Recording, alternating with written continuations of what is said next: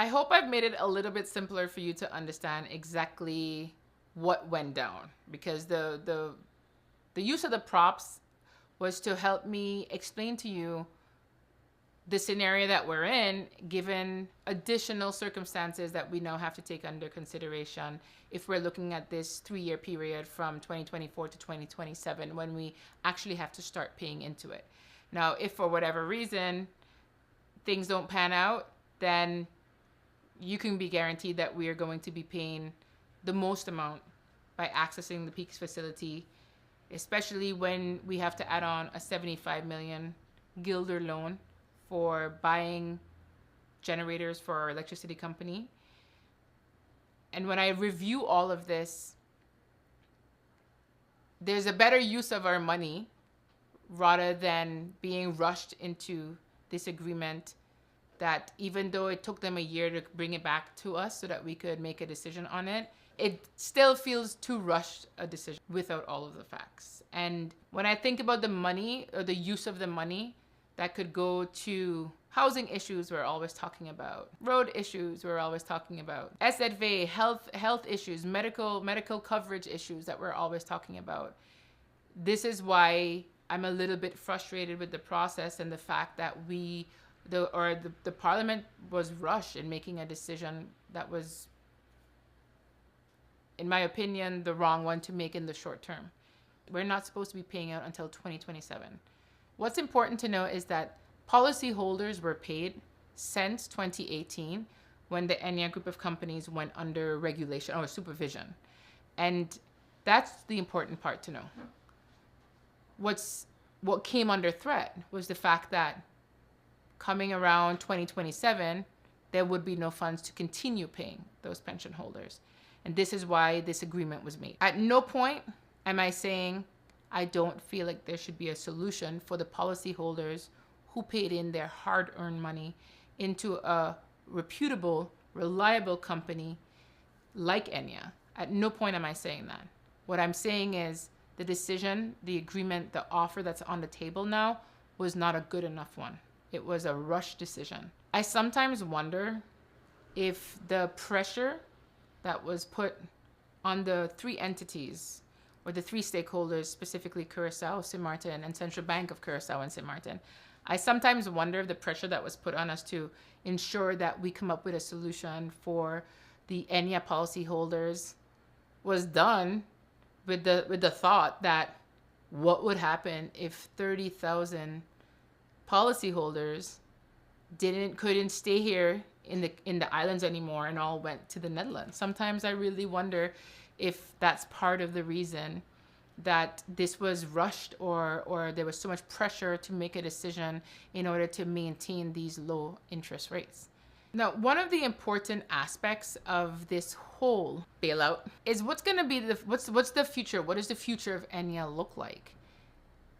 And nowhere in the past year of this discussion have I received sufficient answers as to what does the future of Ennia look like.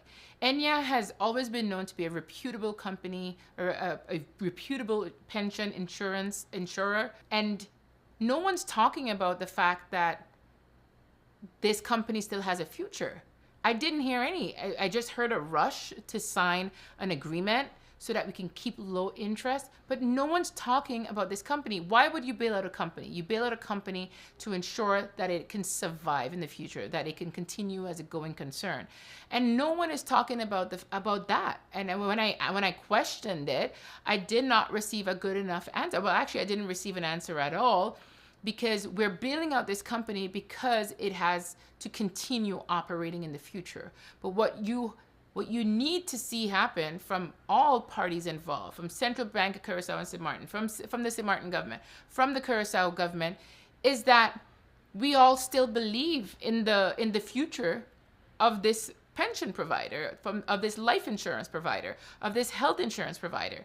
But we are not hearing about that. There is not enough attention on the future of Ennia, because we wouldn't have incurred, or I didn't vote for it, the country wouldn't have incurred this expense if we weren't trying to make sure that this company survives But we're not hearing anything about that. So even though I'm telling you that you don't bail out a company unless you're expecting it to survive, that was not enough. There was not enough included in the explanation when this headline agreement and the addendum and everything else came on the table. To sort of cap it off, I will throw in this statement in there because I know someone will ask a question about Mullet Bay, because it did come back on the table with the addendum that was signed or added on to the original headline agreement. And what I can say is this: if the private property of Mullet Bay is sold and the monies from the sale of Mullet Bay are put towards the shortfall in Ennia because money was taken out of it, what can happen is it will go 93% to Curacao and 7% to Sint Maarten, regardless of the fact that the property of Mullet Bay is located on Sint Maarten. It's a privately owned piece of property that will be split the same way how our shares and our responsibility of this bailout are split. I really appreciate you tuning in, taking the time to listen to this. I hope I've been able to help you understand the very complex subject of Ennia and the headline agreement and the addendum and all this other stuff that came in with it. I really hope I helped you in it, and I'm available for questions. Wherever this is posted, you can send me questions there. My email is listed. My phone number is known to pretty much everyone. Thank you for taking the time to tune in and listen to my explanation of the Ennia bailout, my position I took on Ennia, and other options that we should have considered when tying in our country to a 30-year loan.